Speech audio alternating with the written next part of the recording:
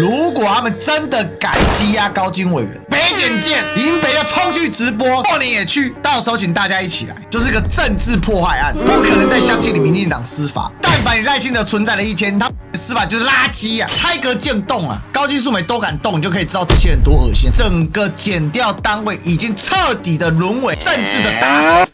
Ladies and gentlemen, welcome the host.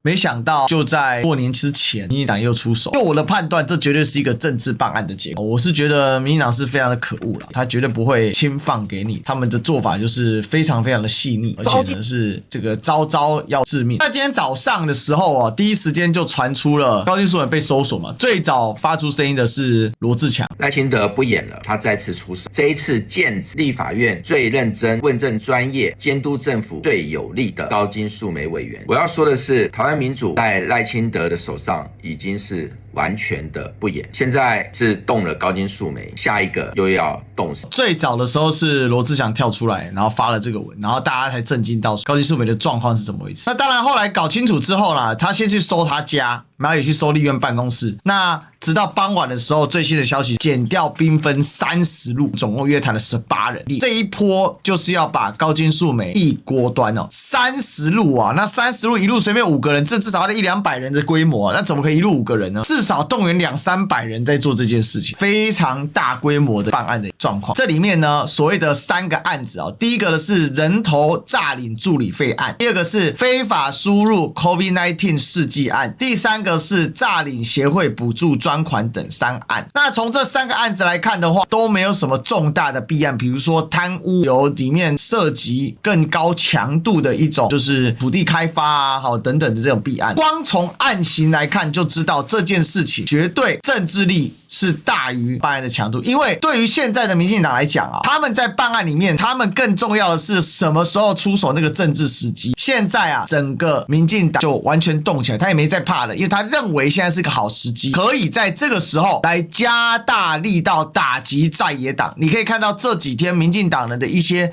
讲法跟说法，你就会知道他们现在在打蛇随棍上。谢金河看日本大选，台湾亲中政客要小心啊！川普正逼世界重新选边站，谢金河直言哦，川普正在加速世界重新选边站。高市大获全胜，今天微信、微博、抖音几乎全面晋升，只剩胡锡进喃喃自语。川普在他的出 social 发文恭喜高市全面胜利，除了邀请高市3月访美，并邀请日本共同开发稀土，高市全面为美日同盟奠定基石，也让川普加速世界重新选边站，站足了马力。那接着回忆起2017年川普 1.0 时代，地缘政治角力揭开序幕。那时国内的产业界大佬纷纷站出来说，2只大象打架，台湾千万不要选边站。我说你不选边站，将来连选边都没得选哦。拜登时代美国的态度是消极，只有中国逼迫选边。回到川普逼大家选边，未来大家选错边，或者是脚踏2条船，想左右逢源的国家恐怕面临最大变数。最明显的是南韩派人去谈关税，川普团队置之不理。加拿大、英国跟川普对着干，下场恐怕不妙。格陵兰，丹麦的格陵兰争议恐怕只剩面子问题。巴拿马运河已经摊牌，巴拿马总统硬起来，整个中南美国家都已经出现新的骨牌效应。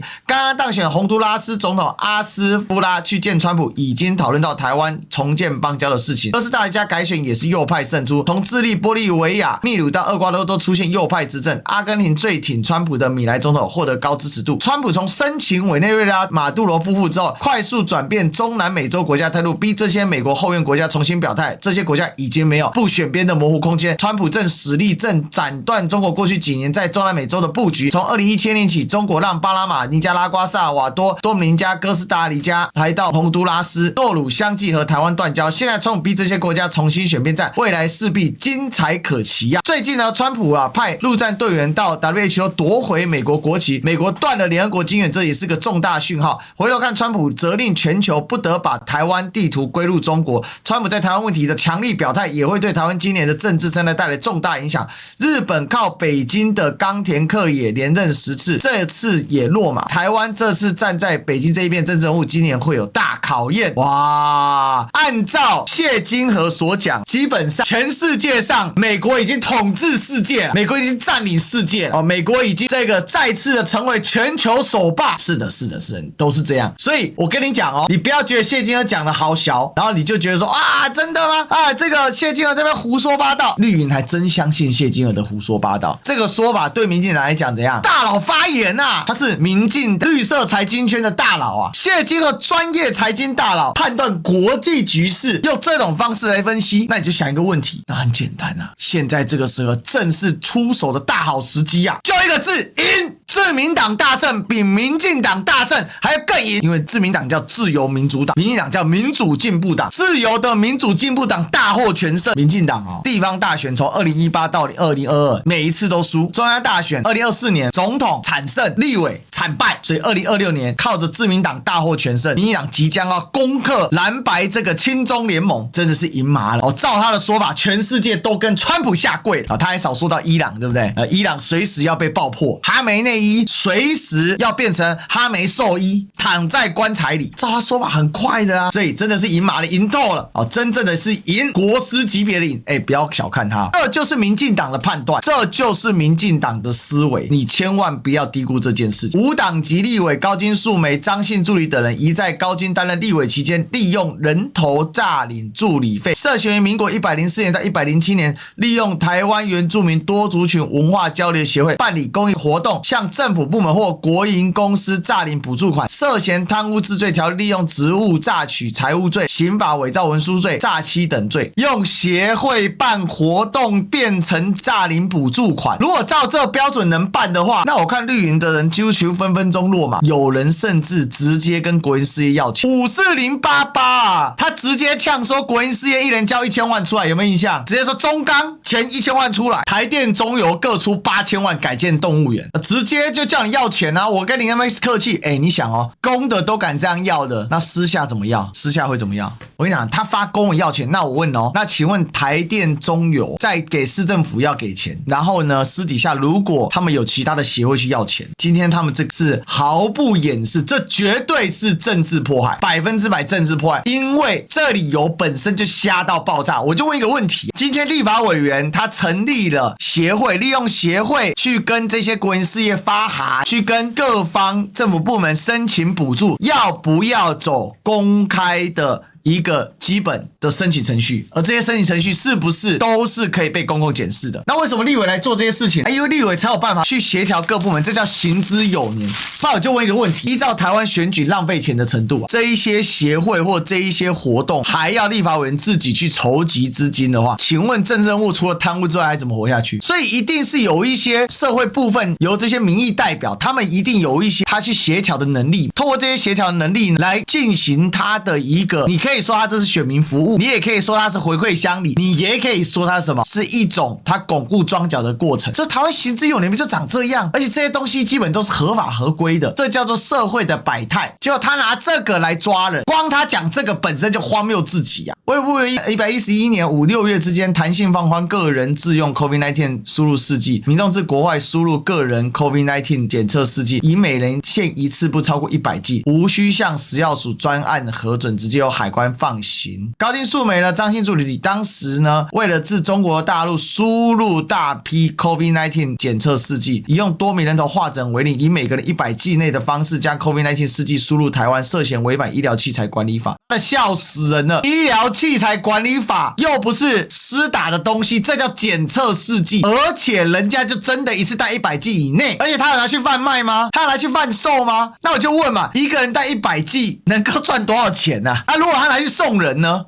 那真的是演都不演的垃圾到极点啊！这个案子更扯啊！前面那个如果有人在上下其手 A 钱，有没有可能？还真有可能。确实有些政治人物利用协会在 A 钱，有没有被判刑？有。但是作为一个7连霸的立委，高金会蠢到用协会去给你这边拿钱，然后被你抓吗？被你查吗？有这么蠢吗？而且还是104年到107年，这多久以前的案子啊？但他当立委是更久以前啊！104年是2015年到2018年啊！我的天啊！2015年啊，今年115年啊，10年前的案子拿来抄人啊，你看这扯不扯啊？我说民进党真的不要太过恶心啊，搞这种东西都恶心啊，丢死人了！我跟大家讲，很简单啊，如果今天民进党最终真的敢把人抓进北检，直接要羁押的话，我跟大家讲，上街了啦！在这个事情跟上次赖以任比起来更加夸张。上次赖以任他还是老百姓，他唯一的党公职叫国民党青年军，根本就没有公职，也没有党职。当时他就只剩下一个国民党青年军的头衔，而且那个青年军事实上也是媒体安的，那也不是个正式的头衔。他当时就是个罢免吴思瑶的团体的召集人，结果这一次是直接动到立法委员呢，一个案子在躺了10年，现在才在动手，会不会太过分？还有这个所谓的 COVID-19 弹性试剂这个事情，111年，今年115年，4年前的案子，现在跑出来乱人，反正连演都不演，完全不演。我是觉得这真是荒唐到极点啊！他如果有卖也就算了，他有卖吗？什么叫涉嫌违反医疗器材管理法？你当时放宽是你政府放宽的，他的意思是贩售啊，就是这个医疗器材哦，我去办过了，所以我知道本法所称医疗器材制造业者贩售非医疗器材商，除另行规定，不得为第10条、第11条之业务。本医疗器材制造业者第10条、第11条从事制造、包装、标签、灭菌、最终放验，就是最终拿来测试医疗器材的设计，并以其名义流通市场。再来第11条，医疗器材贩售业者，批发、零售、输入、输出、租赁、维修之业者。如果医疗器材最容易违反的是什么？就是你没有医疗器材的贩售牌照。医疗器材商他要去登记，登记呢，看是你是贩售、制造、供应，或者是这个维修、租赁等等，申请那个医疗器材的牌照，在各个的卫生所去做申请。小弟办过很多张这种牌照，好不好？我清楚的很里面的各种规定，所以他唯一要抓你的话，就是第13条之一，就医疗器材法第2章第13条第1款，非医疗器材制造商除另有规定外，不得为第10条第11条之业务。那人家从海外把医疗器材带进来，然后拿去送人，请问哪里违反？就找理由嘛，因为我从来没有听过医疗器材违规的除了拿来偷卖的，没有看过送人的有违规的了。送人的也可以违规是不是？不知道他有没有制造、包装、贴标、灭菌、最终验放。请问高金素梅有能力制造吗？他是从国外带成品回来嘛，所以他绝对不可能是制造嘛，也不可能是包装嘛，也不可能是贴标，他也没卖嘛，他也没把它流通嘛，他不是在市场流通嘛？我送给你算不算市场流通？首先他就不卖医疗器材，就没卖，就是不能叫医疗器材贩卖业者嘛。所以第10条、第11条不就简直在鬼扯，自行强制解释法律有这种玩法的吗？我觉得真的好夸张，夸张到极点，真的是夸张到极点，真敢玩，你知道吗？真的有够扯淡的。医疗器材其实它的罚则很轻比如说医疗器材法第60条第3款处3年以下有期徒刑，然后呢第60条第1款处5年以下有期徒刑，都是轻罪，它几乎没有重罪。就我了解，医疗器材就是3年5年，最终就是5年了，基本再来就罚钱，大部分都是罚钱，因为你卖东西就罚你钱这样，只要你没有弄死人，你如果贩售医疗器材害死人，那就不归医疗器材法管了，直接刑法送办，不用医疗器材法，因为医疗器材法它主要是对相关，这个叫做特许事业规范，因为这个医疗器材是这样，它是一个特殊的行业，所以你不能就它会用到人体身上。但是我问一个问题，请问 COVID-19 试剂虽然用在人体身上会有任何健康危害，除非你前面涂砒霜好不好，还是前面涂什么毒药、涂氰化物把你毒死，那再夸张一点再夸张一点，真的是扯到爆炸。再来，然后呢说今天主任检察官今天指挥法务部调查局国安安全维护工作站，你听到了没有？国安安全工作维护站，国安站的人员去查，所以呢第一时间就有绿媒放消息出来说，疑似因与高金素梅长期在大陆活动有关，又用暗示的影射的杀伤力最大。送有罪的话，那请问疫情期间送人家任何的检测的，那不是都有罪抓起来吗？我跟大家讲，他这一次就是想把高金的整个网络一锅端，他一定是经过所谓的监控，高金平常跟谁打电话跟谁联系等等的。我跟你讲就是这样，他们一定是这样干。这时候就要看进检的报道最准确。高金素梅办公室遭搜索7个小时，带走7大箱资料、2个手提箱、1台桌机。他把你所有资料抄走之后，他开始在里面各种翻箱倒柜，各种连看。请问当初柯文哲是不是就这样被弄死？他怎么搞你？大家还不清楚吗？他他就是给你在你一个所有的资料里面各种连人在各种猜测各种搞嘛。我讲民进党现在就真的3个字啊，3个字叫不要脸啊，再加一个字叫真不要脸啊。高金素梅都敢动，你就可以知道这些人多恶心，把这些人脸记起来。现在整个检调单位已经彻底的沦为啊政治的打手。这个28天解码张文案，主任检察官曾阳岭率队搜索高金办公室，太想进步了啊！台北地检署来搜索高金委员，程序上是完备的。台北地检署的检察长先打电话给我们立法院秘书长，然后说要搜索高金委员的办公室，然后立法院秘书长周秘书长打电话给我，那程序上是完备，在立法院的人士陪同之下，进到高金委员的研究室。所以当时应该这个高金可能在研究室这边，程序上是没有问题，但在这程序上没有问题。但事实上呢，我想这个是第一个韩国瑜的弦外之音。但在这里，我必须要帮高金委员讲2句话。20多年，高金委员在立法院的表现可以说是原住民的捍卫者。所以呢，代表什么？高金素梅绝对没有愧对他的选民，因为高金素梅是3地原住民立委嘛。非常有担当的立委，敢于争取权益，问政非常的认真，而且呢，只要原住民所有的权益，高金委员可以说是一女当关，万夫莫敌，还有这种气势。我们相信高金委员是经得起检验的，相当于院长的高度啊，给高金素梅认证，我认为他是 OK 的，我认为他是可以的。尊重检调，尊重检调什么意思？就是说对你们这样的行径，我现在还是在观察，但也希望对于高金委员以及立法委员所有的调查，必须一定要公正，一定要公正。如果他真的公正，干嘛强调一定要公正？讲到检调还要强调一定要公正。如果立法委员的人权都不能保障的话，一般平常小老百姓那就更辛苦了。你们既然都敢搞到立委的头上，那小老百姓怎么办呢？那所以其实韩国瑜所提出的，他已经是相当于是在他的院长中立的范围之内啊，做了很高强度的表示。再一次呼吁检调单位在执行公权力的同时，也要保有高贵的灵魂。所以我怀疑你的灵魂已经不高贵了，千万不要当政治的打手。我怀疑你是政治打手。这一点是我再一次呼吁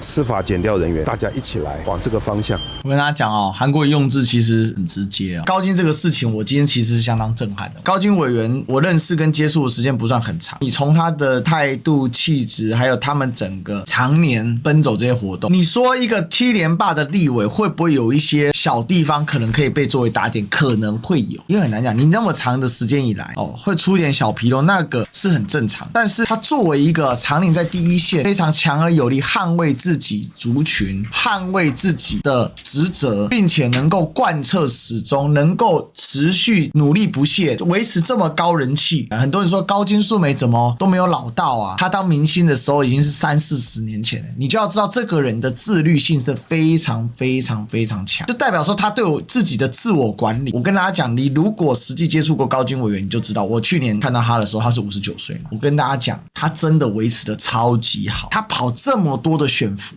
然后他还要做两岸交流，他还要跑原住民呢，他是要全台湾服务的。所以他的自律性那么强的一个人，你认为如果他今天真有什么，民进党早就把他拿出来大卸八块了。怎么会查这种鸟案子？怎么会查这种助理费？查医疗器材案？查协会的公款动用？我说实在，民进党真的好无能啊！要查也不是查这种东西高金素梅常年无党籍，所以他本来就不在那个贪腐的圈子里面，这摆明就找茬。所以你看现在绿媒所打的方向，你看3立第一时间、进检第一时间，通通往他的私人感情去打。为什么要往私人感情去打？因为就是没得打了嘛。所以我才说消灭高金对民进党有极大的好处嘛。因为高金本身的标签是民进党难以撼动的存在，他本身是原住民，有绝对的政治正确，但因为他的父亲是安徽人，所以他对于整个大中华的一个民族融合，一个中华民族的概念，他也很清晰，所以他一直愿意做高强度的两岸交流，愿意做高强度的